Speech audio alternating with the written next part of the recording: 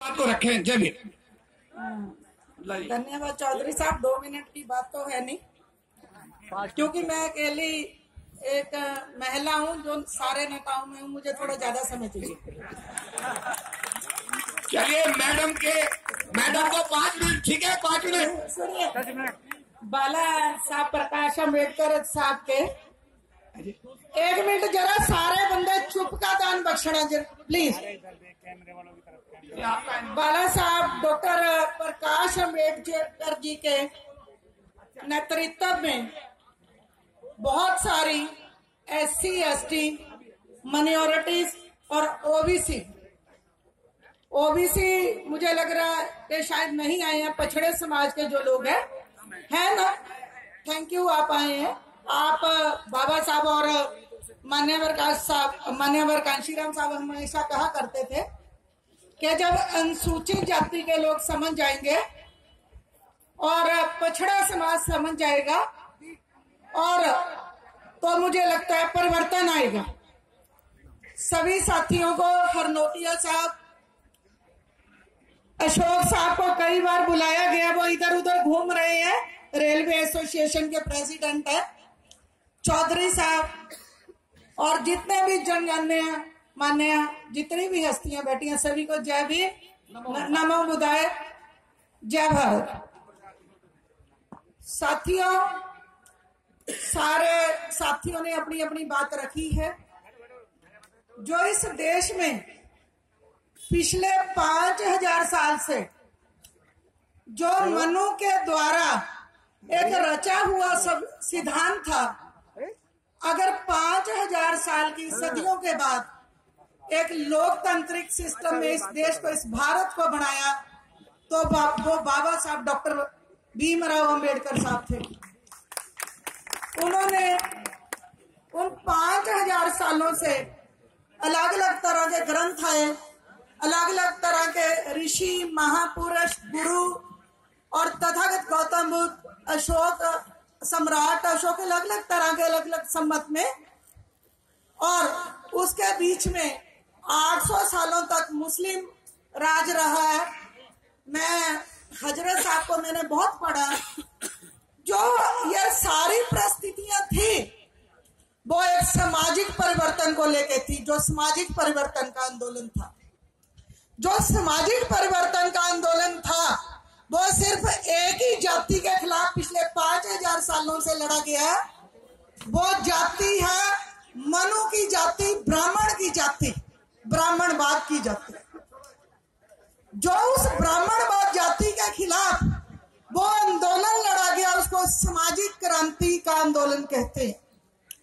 आज हजारों सालों से जो आंदोलन चल रहा था और उसको बाबा साहब ने एक संविधान के रूप में, एक भारत नेशन के रूप में क्लब करके आपके सामने आपके मूल्य अधिकार, fundamental right, fraternity, education right, शिक्षा के सारे तरह के अधिकार अगर बाबा साहब ने 5000 सालों की गुलामी के बाद दिए, तो वो एक संविधान के रूप में हमें एक मखौटा तैयार करके बाबा साहब ने हमें दिया। लेकिन दुख की बात कहाँ आती है, जब उनको पता था कि 1902 के बाद आरक्षण की व्यवस्था शाहू जी महाराज ने की थी, क्योंकि शाहू जी महाराज ने देखा कि जो आदिवासी, पछड़े और ओबीसी लोग हैं, जो अनुसूचित जाति, दलित समाज है, इनको कोई पढ़ने का अधिकार नहीं।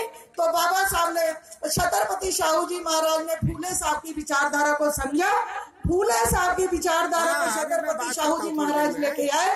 तो उसके बाद से उन्हें पता था कि अंग्रेज जो बहुत रिफाइंड होते हैं, जहाँ जातिवादी सिस्टम नहीं है, भारत देश में एक जातिवादी सिस्टम है। उस जातिवादी सिस्टम से निजात दिलाने के लिए बाबा साहब ने 40 साल संघर्ष किया।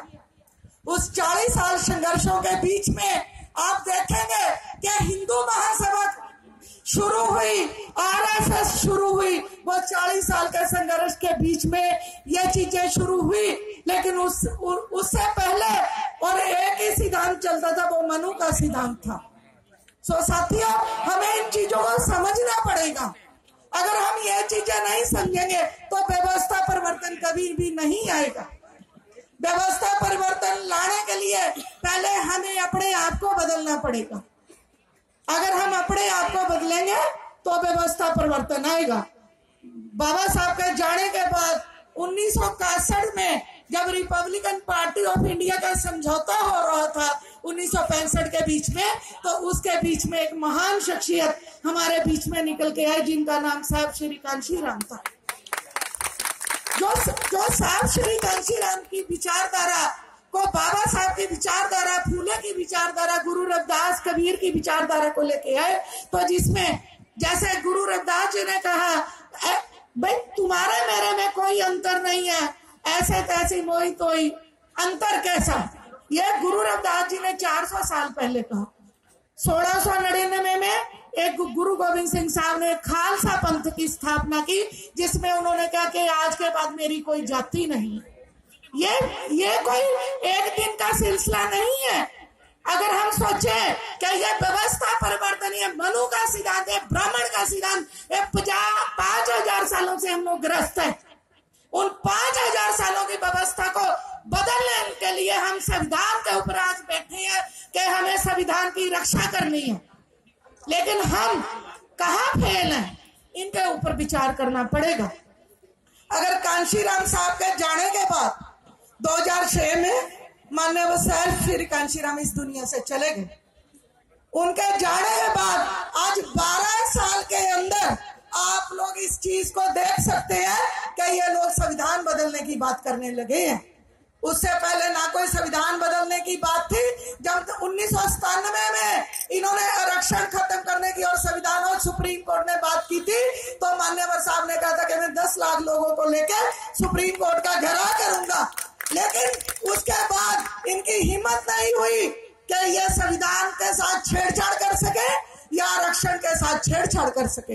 ये हमारे में कमी है। मैं इस कारण, हो सकता है मैं थोड़ा समय ज्यादा ले लूं, लेकिन मैं चाहती हूँ, मैं आज बहुत समय के बाद में रेलवे एसोसिएशन के माध्यम से हम दलित पंचायत बना के काम कर रहे थे, लेकिन अब उसका पता नहीं कहाँ चल गई। हरनोटिया साहब उसके चेयरमैन, अशोक साहब, बैरबा साहब, हम सारे थे, चौधरी साहब थे। साथियों, जो व्यवस्था परिवर्तन की बात है, जिसको प्रकाश अम्बेडकर साहब, हम सारे ये पंजाब में है, तो हम लोग व्यवस्था परिवर्तन की बात जब करते हैं तो व्यवस्था परिवर्तन होना कैसे है? सबसे पहले तो हमें व्यवस्था परिवर्तन का नहीं पता। रैलियां धरने करते हैं हम ये भंते जी हैं, मैं भंते जी को भी नमन करती हूँ, ये बैठे हैं। हम व्यवस्था परिवर्तन कैसे करें? हमारा गांव में कुछ भी नहीं रहा। हमारा जो गांव में एक सामाजिक परिवर्तन आंदोलन होता था वो आज नहीं है। आज पीड़ित है गांव का दलित, गांव का छोटा किसान, सभी लोग पीड़ित है। एक बंदा पीड़ित नहीं है, लेकिन एक व्यवस्था से पीड़ित है। व्यवस्था को बदलना कैसे है, पहले हमें यह पता होना चाहिए। सामाजिक आंदोलन खड़े कैसे होते हैं? भाषण देने से सामाजिक आंदोलन कभी खड़ा नहीं होता। काम करने से, जातियों में बटे हुए लोगों को एकजुट करने से, जय भीम का अगर नारा दिया गया है तो मुस्लिम, दलित, पछड़ा और जितने भी ये सामाजिक वर्ग जो 85% में आता है, जैसे जैसे वो इकट्ठे होते जाएंगे तैसे तैसे ये जो परिवर्तन, व्यवस्था परिवर्तन है, ये बदलता जाएगा। लेकिन अगर आप सोचते हैं कि मनु की व्यवस्था को बढ़ा के 85% लोग जब तक एक सूत्र में नहीं बनेंगे तब तक ये व्यवस्था परिवर्तन नहीं होगा। मनु अपना सिद्धांत, हमेशा अपना साइन, अपना निशाना साध के रखता है कि मैंने इसको कब करना है। आज भी अगर 70 साल के संविधान के लागू होने के बाद हमारी गलियां हमारे साथ अगले पढ़ का, हमारे साथ पिछड़े पढ़ का व्यवहार होता है, तो उसके लिए मैं इन पॉलिटिकल पार्टियों को भी जिम्मेदार ठहराती हूँ। ये पॉलिटिकल राजनीतिक पार्टियां जो आज अपने लिए Z+ कोटे की व्यवस्था में बैठी हैं, जितने हमारे MP MLA हैं जो Z+ कोटे की व्यवस्था में, जिन्होंने ये आरक्षण के माध्यम से जिन्होंने बाबा साहब से सुख लिया, लेकिन आज वो हमारे लिए आवाज नहीं उठाते। हमें उनका घेराव भी करना पड़ेगा। इसलिए इस व्यवस्था परिवर्तन को करने के लिए जाति विशेष का खात्मा होना चाहिए। जो जाति विशेष है वो खत्म होनी चाहिए। आर्थिक व्यवस्था जो परिवारों में चली जाती है, उसका निरंतर व्यवस्था के साथ सभी छोटे बड़े वर्गों में होना चाहिए। ये नहीं कि आपने गैस की लाइन डलवा दी और हमारा परिवर्तन कर दिया और एक सिलेंडर सस्ता दे दिया, हम लोग परिवर्तन में आ गए।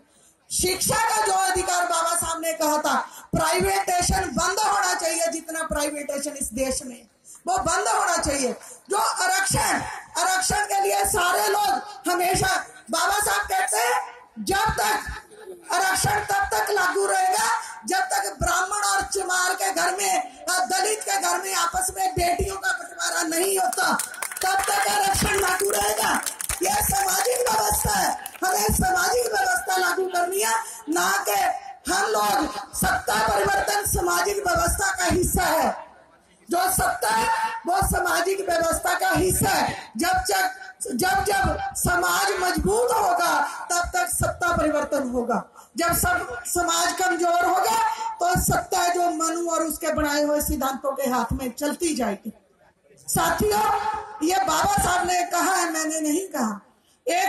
मैं कल एक स्पीच सुन रही थी कांशीराम साहब की, जिसमें उन्होंने कहा कि ये दलित और मुस्लिम के बीच में हिंदू शब्द कहां से आ गया। तो मैंने एनालाइज किया, क्योंकि एनालाइज बहुत जरूरी है।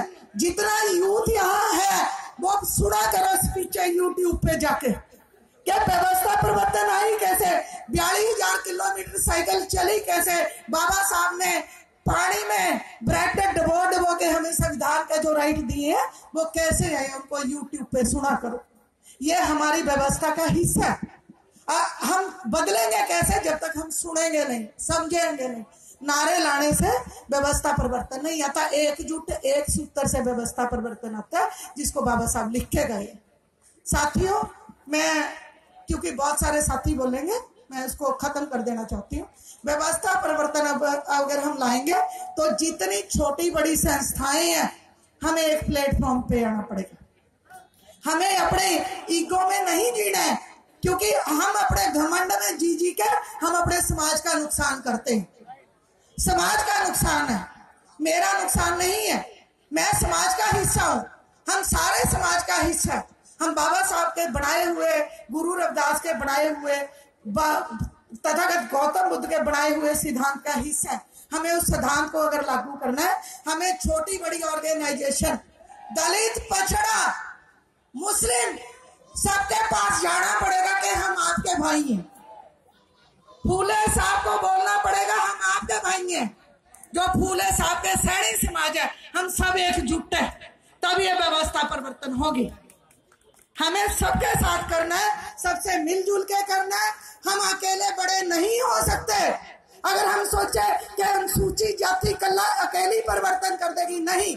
हमें मुस्लिम सभी को एकजुट उनके पास जाके उनको समझा के हर चीज में उनको एक प्लेटफॉर्म में बांध के एक स्टेज पे लाके हम देखते रहे। अगर प्रकाश अम्बेडकर साहब जब पंजाब में है तो हम इनको मान्यवर साहब की धरती पे लेके गए, तो हमने इनसे एक वो किया कि अगर दोनों परिवार इकट्ठे हो जाते हैं, हमारे लिए या बाबा साहब हो, कांशीराम साहब का परिवार हमारे लिए कांशीराम साहब है, दोनों परिवार एक स्टेज पर आ जाओ तो हम पूरे, क्योंकि कर्नाटका में हम लोग भी घूम के सारे पूरा साउथ खड़ा करने की कोशिश की है, पिछले 3 साल में लगे हुए हैं। लेकिन हम एक नेतृत्व चाहते हैं, वो किसी का भी हो, लेकिन पहले आप लोग अपने लेवल पे सारे नेता इकट्ठे होकर समाज के बारे में सोचना शुरू करो। समाज के बारे में सोचो, ताकि समाज, मेरे को कोई मारने नहीं आएगा, किसी में दम नहीं है, लेकिन जो ये मेरा साथी जमीन पे बैठे, अगर वो मारा जाता तो दर्द मेरे यहाँ है। इसकी ये प्रॉब्लम है। हम यहाँ बैठे, आप यहाँ बैठे, ये प्रॉब्लम है। कांशीराम साहब, अगर बाबा साहब ने एक रोटी ऐसे करके खाई, उन्होंने सामाजिक परिवर्तन भी किया। उन्होंने 5 स्टार होटलों में जाके खाई या नहीं खाई, मैंने लिखा हुआ पढ़ा नहीं है, लेकिन उन्होंने ऐसे ही रोटी खाई है। हमें वो रोटी खाने की जरूरत है, जिस कारण साथियों मैं सबसे विदा लेती हूँ। मैं इन्हीं शब्दों के साथ आपसे एक आग्रह करती हूँ कि छोटे छोटे टुकड़ों में जो बटे हैं, एक प्लेटफॉर्म, एक जगह, एक परिवर्तन की लहर जिसको अंबेडकर परिवर्तन कहते हैं, वो इस देश में अगर लाना है तो एक लाइन, एक आपका निशाना होना चाहिए, वो पार्लियामेंट है। उसके बाद सामाजिक आंदोलन नहीं रुकना चाहिए। अगर आप पार्लियामेंट पे भी कब्जा कर लेते हो, पार्लियामेंट में कब्जा करने के बाद आपका सामाजिक आंदोलन तब भी नहीं रुकना चाहिए।